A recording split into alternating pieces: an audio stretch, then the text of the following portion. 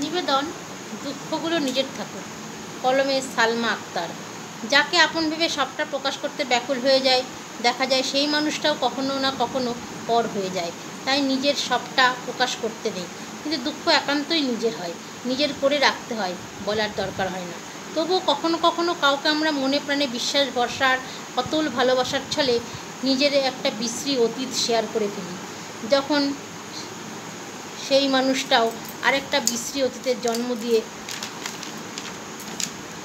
চলে যায়, তখন নিজেকে অর্থহীন ছাড়া কিছু মনে হবে না। তাই কাউকে নিজের খারাপ সময়গুলো না বলাই ভালো। এমনও শত শত মানুষ আছে যার ভেতরে দুঃখের নদী নয়, বরফের মতন একটা সাগর জমাট বেঁধে আছে, তবুও কাউকে বলছে না বা বলতে পারছে না। সেই মানুষগুলোর দুঃখকে আজন্মের সঙ্গী করে নিয়েছে। স্বাভাবিক চালচলনে হাসিও ফোটে লেগে আছে, বোঝার সাধ্য নেই তার ভেতরের ব্যথার বড় কনক্রিটের মতো জমাট হয়ে আছে। কিছু দুঃখ একান্তই নিজে থাকুক, অন্ধকারে বিষণ্ণ রাতের সঙ্গী হয়ে যায়, মন খারাপের উপন্যাসের পাতার ভাঁজে। চাপা আর্তনাদগুলো জমা পড়ুক দীর্ঘশ্বাসের সাথে, তবুও প্রকাশ না পাক মুখোশধারী কোনো ভুল মানুষের কাছে। ধন্যবাদ।